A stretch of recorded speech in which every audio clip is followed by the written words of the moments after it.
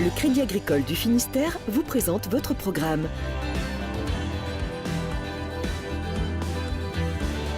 Avec le Crédit Agricole, cap sur les événements de l'été en Finistère.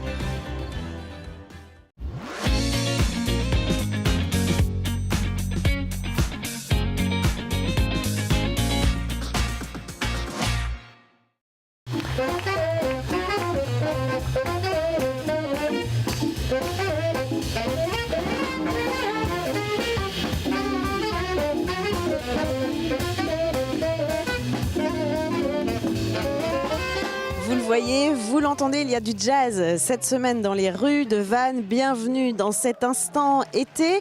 On va parler de ce festival Jazz en Ville qui se déroule dans les bars, qui se déroule sur la grande scène du Jardin des Remparts. Tout ça, c'est gratuit, c'est à ciel ouvert.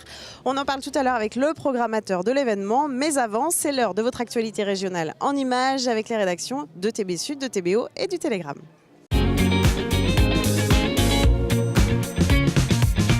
L'eau bretonne plus chaude qu'à Malaga, ce n'est pas un rêve, mais bien l'effet de la vague de chaleur qui a touché la France ce dernier mois.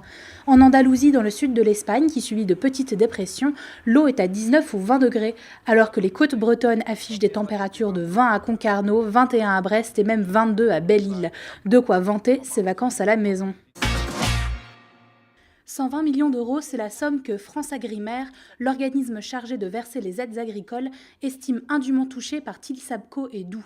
Les deux sociétés bretonnes auraient gonflé le poids de leurs poulets pour toucher des aides européennes à l'exportation calculées à la tonne. La Commission européenne a demandé à FranceAgriMer de récupérer les aides versées. Peu de chance toutefois qu'il y parvienne. Depuis les faits, Tillisabco n'existe plus et Doux a été liquidé et repris partiellement. La maternité de Guingamp aurait dû fermer. C'est ce que pensent deux médecins de Saint-Brieuc. Ils ont adressé ce mercredi une lettre ouverte au président Macron dans Libération pour l'avertir. Prendre une décision en 2021 fragilise, selon eux, le travail entamé depuis 2016 d'une restructuration des hôpitaux dans les Côtes-d'Armor. Ils y voient à terme un danger pour l'existence même des hôpitaux de Guingamp et de Lannion. Pour le foot, c'est reparti. Dès ce vendredi, la Ligue 2 fait sa rentrée. Pour les clubs et donc les supporters bretons, les matchs commencent samedi avec Lorient qui joue à domicile. Pour voir le SB29, c'est aussi en Bretagne que ça se passe, lundi sur leur terrain brestois. Tartan aux couleurs du pays de Lorient, veste et broche en Rio, le président de l'association Club Kilt, Jean-Pierre Camard, porte fièrement la tenue traditionnelle écossaise. Destinée à être portée par le maire et tous les hommes qui le souhaitent, la tenue crée un club au sein de l'Interceltique. Cette année, les femmes n'y auront pas accès, faute de tenue traditionnelle, mais l'association n'exclut pas d'en trouver une.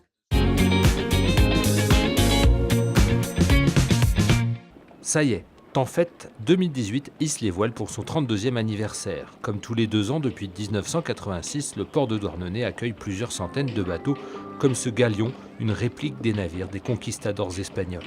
Les 4 jours de fête n'auraient pas lieu sans une armée de bénévoles. Sur le stand d'accueil, on fait les comptes. Un bénévole, 860, 870. Yes. On a le maritime, le terrestre. Il y a des gens qui ne vont pas sur l'eau, on le sait, et on a des gens qui adorent aller sur l'eau, donc ceux-là on les met sur l'eau. Et le bénévolat, c'est souvent en famille, comme ce père et sa fille, chargés de faire la navette entre les quais et les bateaux. C'est notre ville, ça nous tient à cœur, et puis on aime bien, comme ça on profite du spectacle, tout ça, et c'est sympa. Et on aime bien être sur l'eau, voilà. On adore ça. Et de vivre ça en famille alors? C'est encore mieux, c'est vraiment notre événement depuis 2 ans. Ouais, 2016 et 2018. Ouais, voilà. Et on va continuer encore et encore. Retour à terre avec les historiques, ces bénévoles qui sont là depuis la première édition, en 1986. Je servais en 86 dans les bars en tant que bénévole à 11 ans, ce qui est vraiment une honte. La jeunesse, c'est le défi de l'organisation de Temps Fête. Les 2 coprésidents, ici avec Annie, ont respectivement 22 et 26 ans. On a fait un appel aux jeunes pour qu'ils deviennent bénévoles parce que c'est important pour eux d'apprendre des choses sur la ville de Douarnenez, mais c'est aussi important pour leur futur. Un moment de convivialité pour les bénévoles, le temps du repas. Là encore, une grosse machine. Servi le midi 400 et 400 aussi le soir. C'est délicieux. Pourquoi vous êtes bénévole ici? Parce que c'est convivial, il y a une bonne ambiance. La mer, les copains, les rencontres sur l'eau. Tempête va accueillir jusqu'à dimanche 800 bateaux et 100 000 visiteurs venus rêver devant ces embarcations d'un autre temps. Certains visiteurs deviennent d'ailleurs l'attraction du port.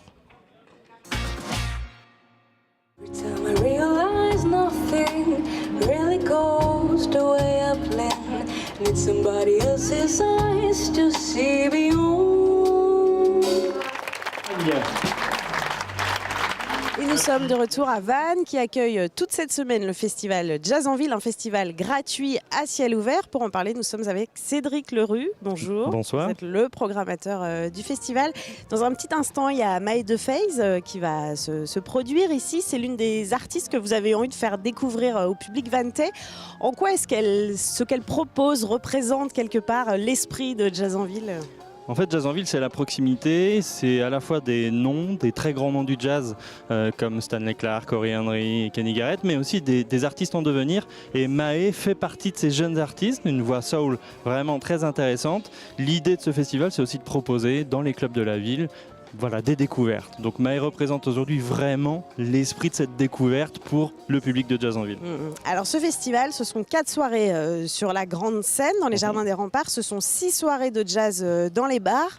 Est-ce que les bars sont en train de devenir le lieu numéro 1 de Jazz en Ville ? En fait, c'est une équation qui est vraiment assez fine entre justement animer toute la ville, donc proposer des excellents lieux, en lien avec le QG. Donc on s'aperçoit que ça fonctionne très bien. Hier et avant-hier, il y avait encore beaucoup de monde à écouter les concerts dans les clubs. Donc ça prend pas le pas, mais ce qui est très intéressant, c'est que ça fait vivre la ville et chacun peut découvrir et aimer ou pas, après c'est en fonction des goûts, mais découvrir des styles de musique qui ne sont pas forcément toujours très médiatisés.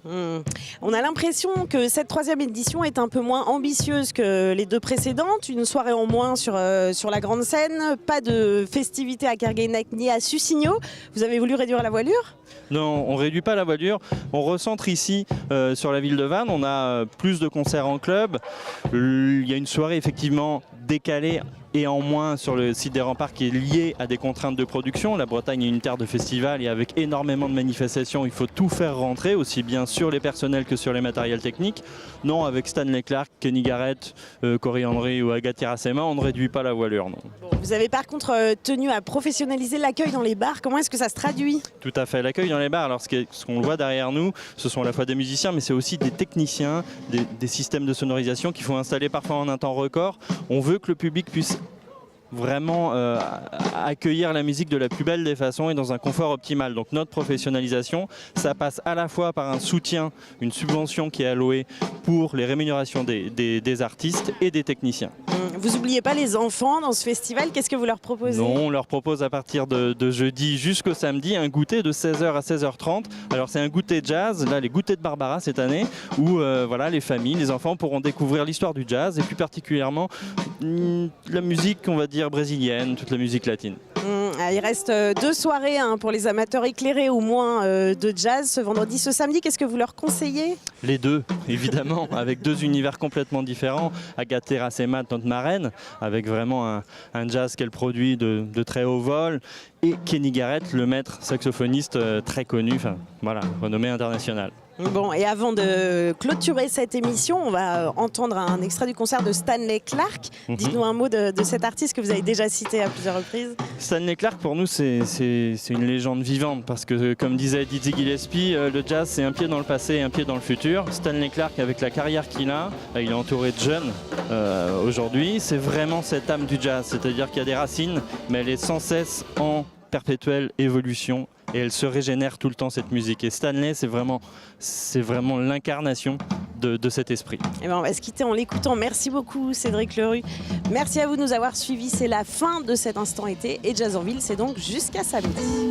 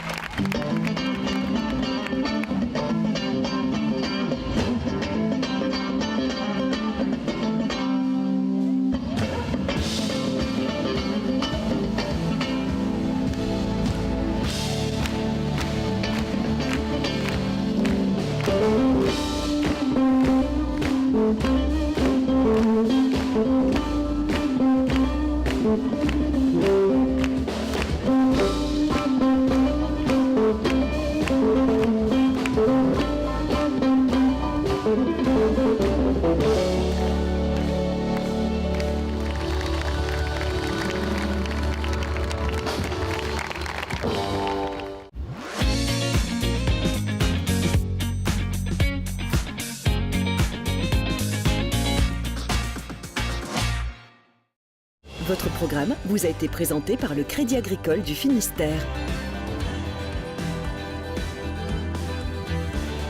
Avec le Crédit Agricole, cap sur les événements de l'été en Finistère.